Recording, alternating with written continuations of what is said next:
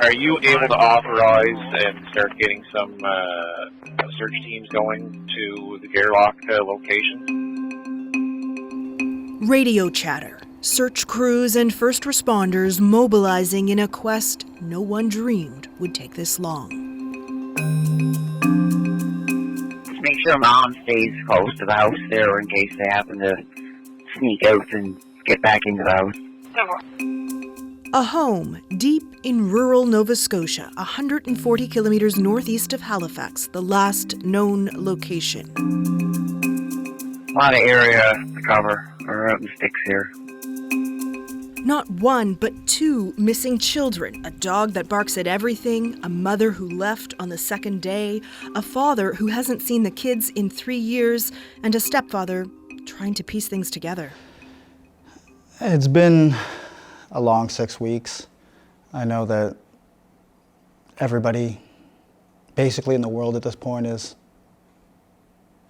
always wanting to know what happened. The mystery of what happened to 6-year-old Lilly Mae Sullivan and her 4-year-old brother Jack William James Sullivan is indeed gripping the country and beyond. It is Friday, May 2nd. Martel and his partner Malaya Brooks Murray, the children's mother, are having a lazy morning with their baby. Lilly and Jack are in the kitchen alone. Malaya and baby were asleep. Lilly came in multiple times. I was not in deep sleep by any means. And then about 20 minutes passed, and then when I woke up, Malaya was right beside me. She was still asleep. And I said, I don't hear Lilly and Jack. The time, no one will say for sure, but police say it was around 10 a.m. when they got a 911 call. I ran up in the woods to the kids. They have cabins up in the woods, which only took me like 30 seconds. I came right back down. She was on the phone with the RCMP. For 6 days, crews tackled an exhaustive search. The children's mother took the baby to be with her family in another part of the province. Her mother told CBC News the RCMP told them not to speak with news reporters. The RCMP says it just advised everyone to be mindful of the information they share publicly. On May 7th, police scaled back the search. The probability of survival is taken into consideration. But search crews returned for 2 more weekends until the end of May, searching wells, mine shafts, and septic systems, even flying a drone beneath the home. The 4-year-old is wearing some blue dinosaur boots. Police say they found a boot print. And listen to this in the radio chatter. Families brought us to a location there not far away that there's a piece of a blanket. Police won't say anything about a blanket, but Martel says a piece of Lily's blanket was found near the boot print. He says both children may have undiagnosed autism. For a lot of people, this story just sounds odd. Mm-hmm. Do you understand that? Yes, I do. And I see it every day online. He's keenly aware the public suspects him, says the police did too at the start. Of course. The stepfather was always a prime suspect right off the beginning. So he offered to take a polygraph test. I was extremely nervous. Especially with the first question they asked you, did you kill Lilly and Jack? That was the first question they asked you? Yeah. Yeah. When did you find out the result of your test? Immediately right after. What did they say to you? You did a good job, you passed. Hi, Kayla. How you doing? The RCMP's Corporal Guillaume Tremblay is not an investigating officer, but he speaks for the force in Nova Scotia.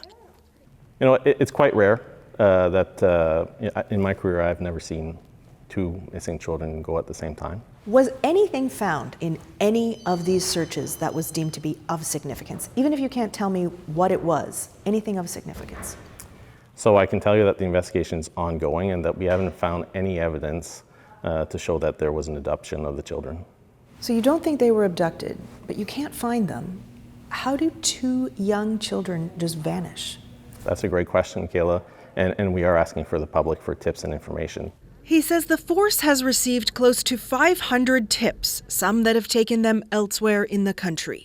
But the only confirmed sighting of Jack and Lilly was the day before they disappeared in Nova Scotia. Martel says the children were seen on camera with the whole family.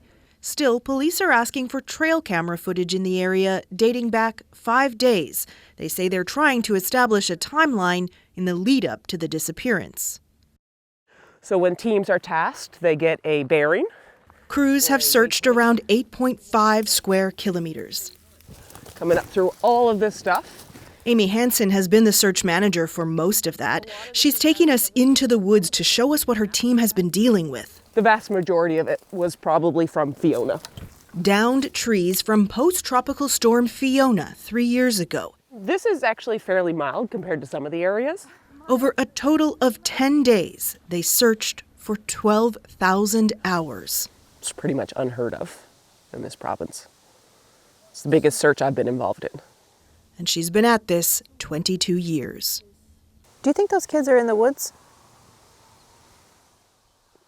From everything I've seen, yes. Why can't you find them? They're small, they'd be hiding. They would have crawled underneath something probably when they got tired. They could have gone further than what we searched. There's all kinds of scenarios, unfortunately.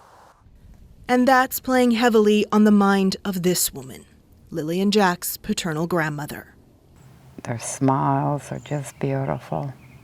She hadn't seen the children in nearly 2 years, a relationship left complicated after her son, their biological father, chose to stay out of their lives. She says he has been questioned by police 3 times.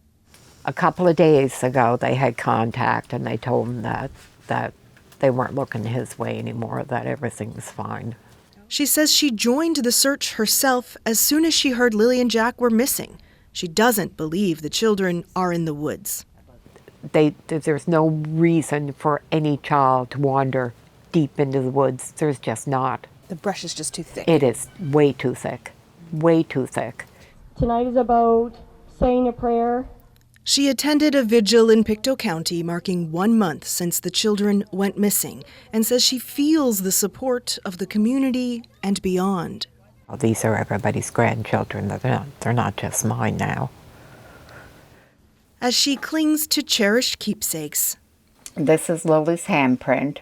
she is pleading for any information that could provide answers.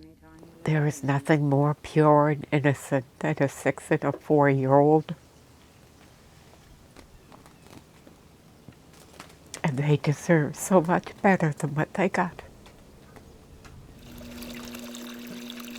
She keeps her mind occupied spending time in the garden, surrounded by hummingbirds.